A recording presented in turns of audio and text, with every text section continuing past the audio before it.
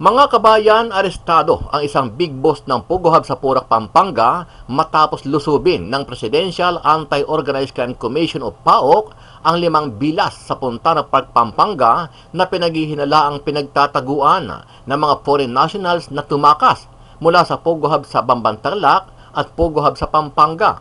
Ang naarestong big boss ay pinaniniwalaang business partner ni suspended Mayor Alice Go. Maliban sa isang big boss, nadakip din ang 19 na foreign nationals na mga opisyal at tauhan ng mga niraid na Pogo Hubs.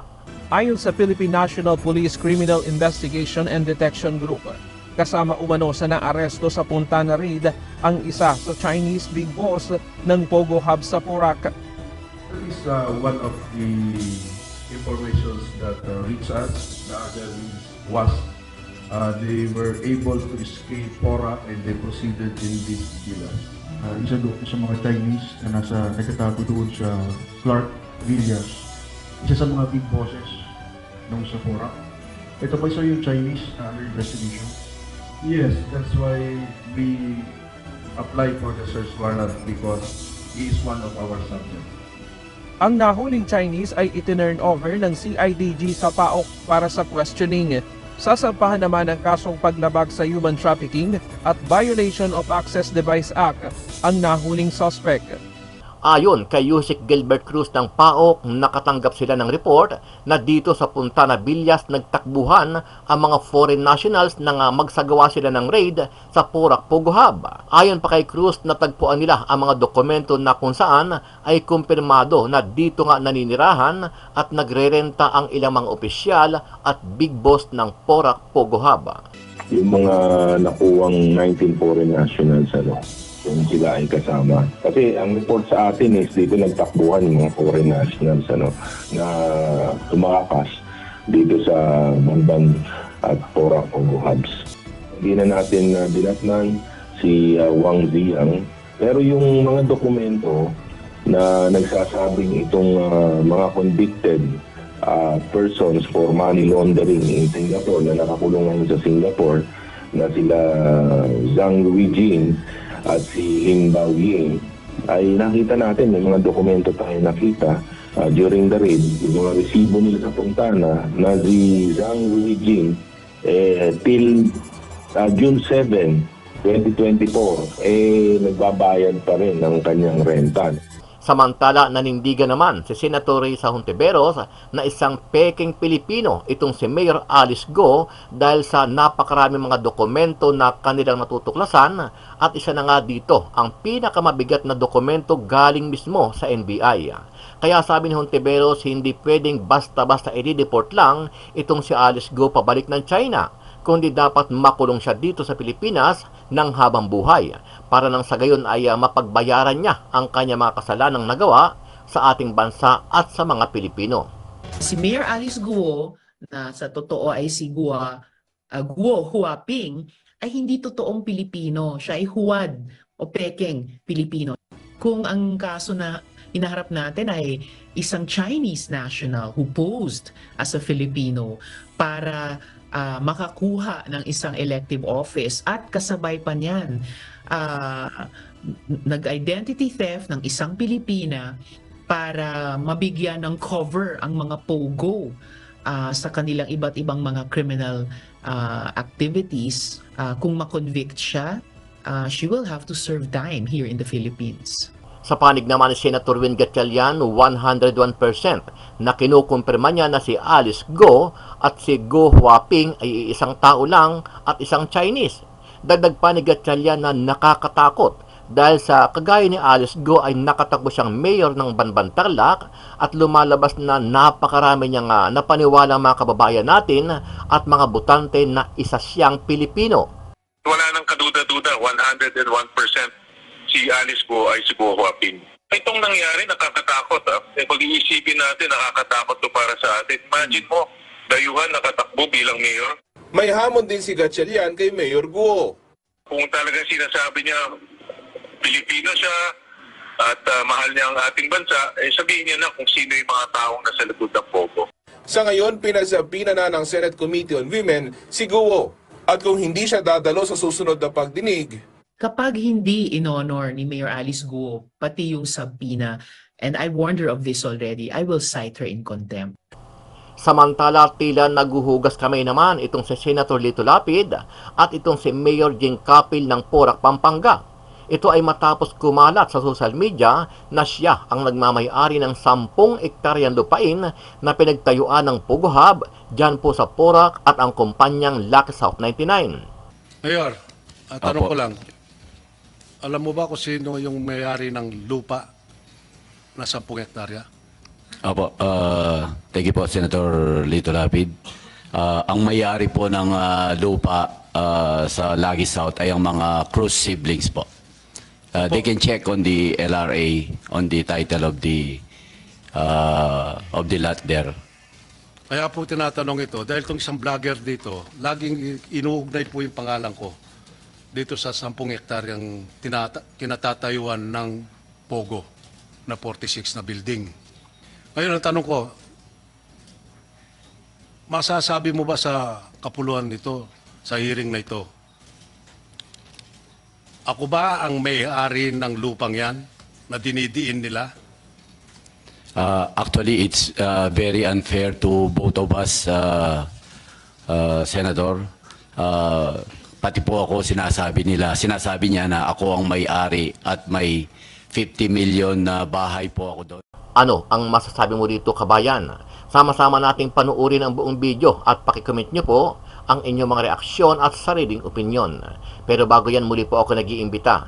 Sa mga hindi pa po nakasubscribe sa ating channel na Kabayans PH, pakipindot po ang subscribe button at pakiclick na rin ang notification bell para lagi kayong updated sa mga bagong upload natin na legit at napapanahong balita. Maraming pong salamat.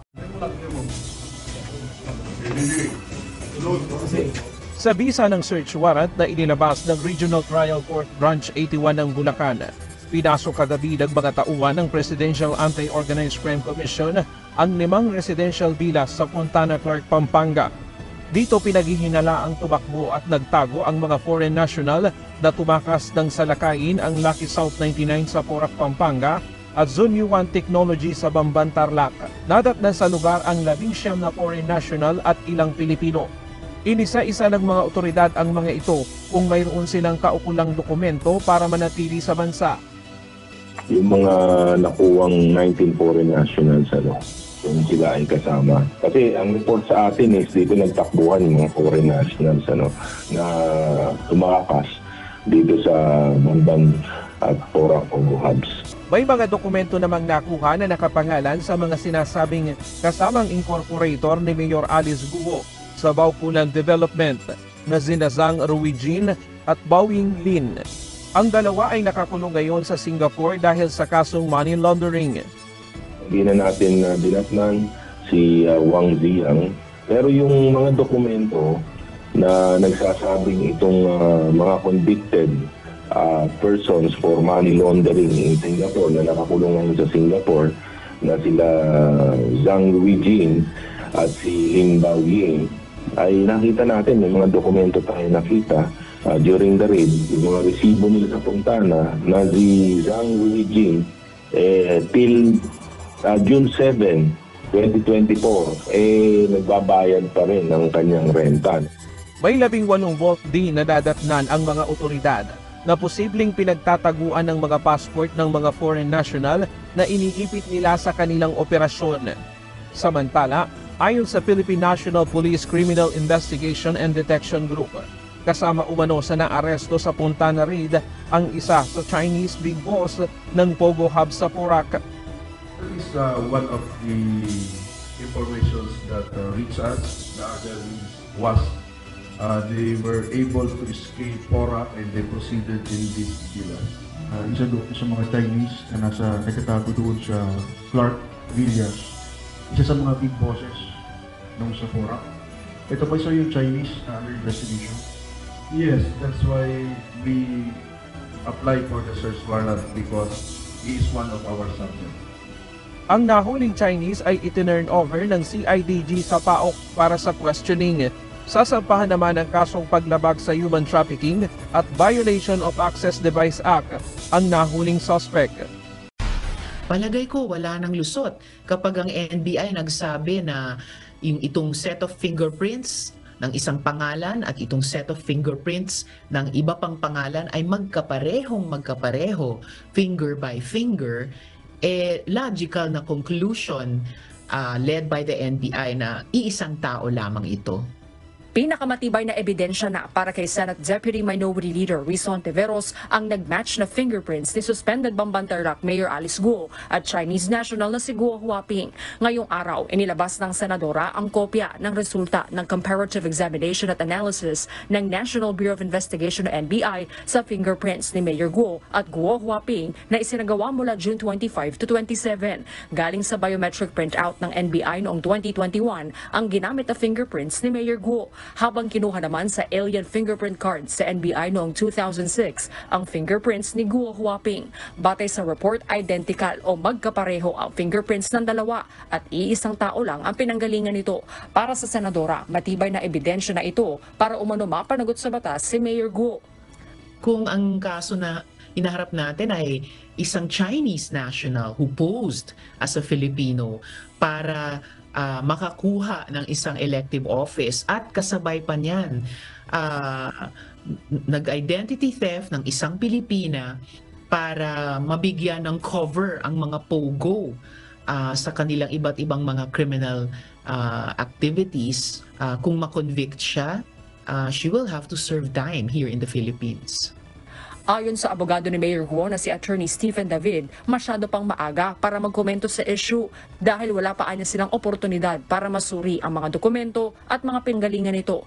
Inaasahan naman na anya nila na gagamitin ito sa korte, kaya doon na lamang sila magkukomento.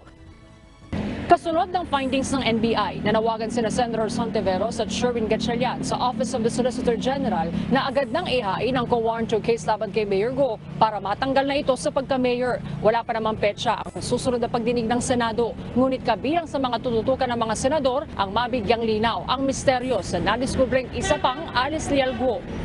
Dagdag ng senadora, pag-aaralan pa ng komite kung iimbitahan sa susunod na pagdinig ang mga personalidad na kasama ni Mayor Guo sa isang larawan na ipinakita ni Senator Hontiveros, kabilang na si dating Pangulong Rodrigo Duterte at dating Bureau of Corrections Chief Nicanor Faeldon. Habang ibubunyag din anya ng senadora ang koneksyon ng Pogo sa isa umanong malaking kontrobersiya na inimbestigahan na noon ng Senado.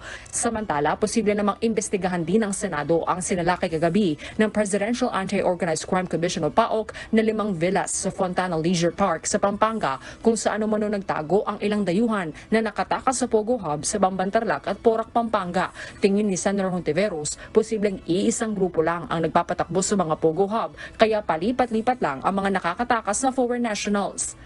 Napakalawak nga talaga, di ba? At napakalapot. Villas na naman, no? So parang similar architecture sa nakita natin, for example, sa Pogo Hub sa Bamban. At kung dito rin sa Fontana, nakita yung mga documentary evidence na napakabigat niyan na may co-incorporators or may interlocking directorates between Fontana and Bamban and Porac at yung nauna ng Clark, Sun Valley. Ibig sabihin, hindi ito magkakahiwalay na kumpanya. Lumilitaw na talagang probable mayroong some kind of group of companies at kapag nare-raid yung isa at may mga nakakatakas, ay talagang tumatakbo na lang sila doon sa kabilang mga hubs. Umaasa sa Senator Hontiveros na nakikipagtulungan na ang iba't ibang ahensya ng gobyerno sa ibang bansa na lumalaban din sa Pogo matapos mapag-alamang nagrerenta sa mga villa sa Pampanga si Huang Ziyang na pugante mula China at iba pang kasosyo at co-incorporator si Mayor Guo sa Baofulan Development na sangkot sa money laundering scheme sa Singapore. Si Mayor Alice Guo, na sa totoo ay si Guo Huaping, ay hindi totoong Pilipino. Siya ay huwad o pekeng Pilipino. Inilabas na ng opisina ni Senadora Risa Hontiveros ang kopya ng resulta ng comparative examination ng fingerprints ni suspended Bamban Mayor Alice Guo at ng isang nagngangalang Guo Huaping na base sa dokumentong nilabas kamakailan ay isang Chinese national. June 25 hanggang 27 isinagawa ang examination at base sa resulta ng NBI, identical o pareho ang fingerprints ni Guo Huaping at Mayor Alice Guo. Base naman sa dokumento na may kaugnay kay Guo Huaping, ang kanyang tatay ay nagngangalang Guo Jianzhong. Ito rin ang pangalan ng ama ni Mayor Alice Guo, habang ang nanay ni Guo Huaping ay nagngangalang Lin Wenyi. Ayon kay Hontiveros, kapag mapapatunayang may sala si Guo, kailangan muna niyang harapin ang mga posibleng parusa dito sa Pilipinas bago ang posibleng pagpapadeport sa kanya.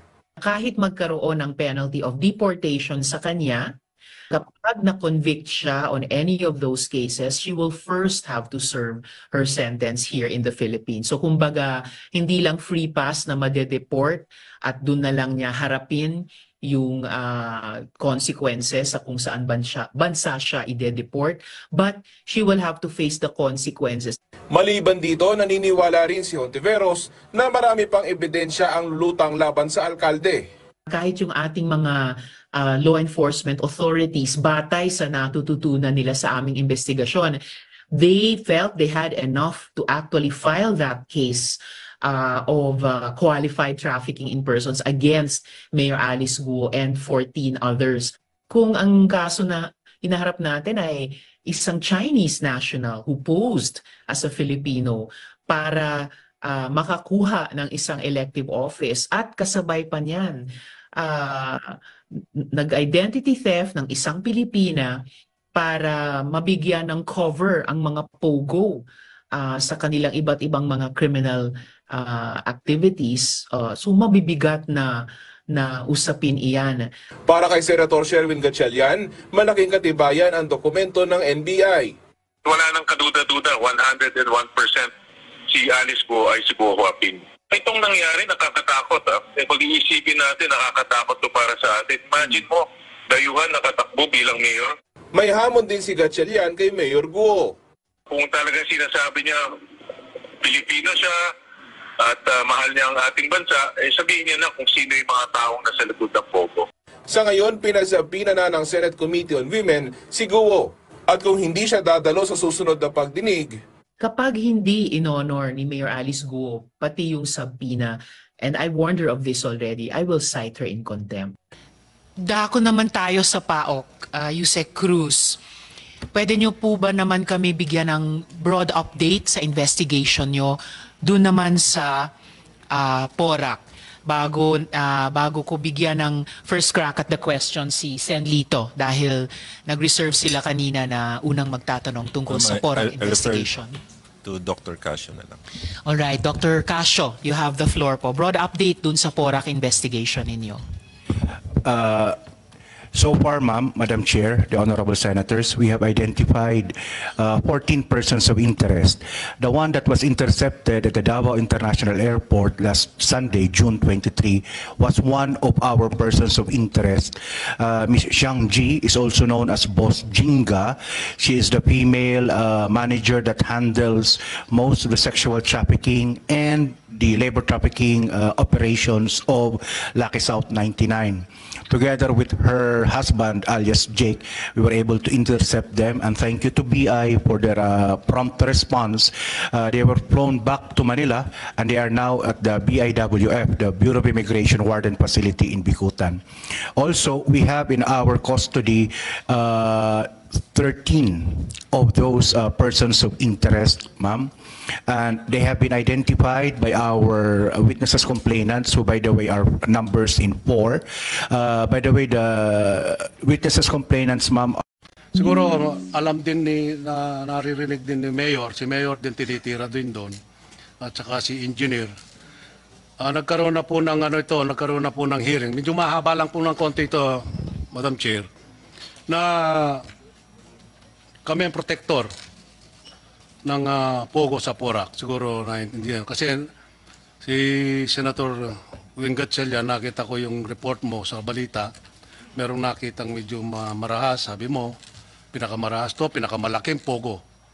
At ang tanong ko lang kay Engineer Glenn, ilan ba ang building do sa 10 hectares na do sa PORAC? Good morning po, Your Honor. Good morning, Engineer Lansangan. Please proceed. Base po dun sa mga application namin, 42 buildings po, yun nandun po. Hindi 46, ha? Hindi po. Kasi yung unang application nila po, baka na-appreciate po nila na separate yung mga buildings. Pero dun sa application po sa amin, isang building lang po yun. Isang application lang, isang building lang. Isang application lang po, isang building yung unang phase ng application po nila. Hindi nyo na-monitor kung ilan hanggang 46 daw eh. Daw ah. Yung po kasing application po nila, Your Honor, bali 3 phase po yan. So yung una po, yung sinasabi kong Thai Court Complex, yung pangalawa pong application nila is yung 28 buildings, at saka yung huli po, yung 13 buildings po. Sinong original na may-ari ng lupa? Base po dun sa mga Pinatayuan ng Pogo ngayon. base po dun sa mga application sa amin po, yung mga Cruz siblings po. Bakit sabi niya yung South 99 yata kasosyo? Wala siyang kasosyo doon? Hindi ko po alam, Your Honor. Basta yung basis ko lang po yung mga application nila na submit sa office namin. Okay. Mayor, Mayor Jing, may mga kasama ka rito. Sino mga kasama mong nasa munisipyo ngayon? Assessor nandyan? Mayor Capil. And alam po ng Chair, Mayor, na gusto nyo rin sa hearing na ito makapagbigay ng presentation. Pagkatapos nyo po masagot yung mga tanong ni Sen. Lito, bibigyan daan po ng Chair. So please proceed po. Salamat po, Madam Chair. Mayor, tanong Opo. ko lang. Alam mo ba kung sino yung may-ari ng lupa na 10 hektarya? Opo, thank you po, Senator Lito Lapid. Ang may-ari po ng lupa sa Lagi South ay ang mga Cruz siblings po. They can check on the LRA, on the title of the lot there. Kaya po tinatanong ito, dahil itong isang vlogger dito, laging inuugnay po yung pangalan ko dito sa 10 hektaryang kinatatayuan ng Pogo na 46 na building. Ngayon ang tanong ko, masasabi mo ba sa kapuluan nito, sa hearing na ito, ako ba ang may-ari ng lupang yan na dinidiin nila? Actually, it's very unfair to both of us, Senator. Pati po ako sinasabi niya na ako ang may-ari at may 50 million na bahay po ako doon.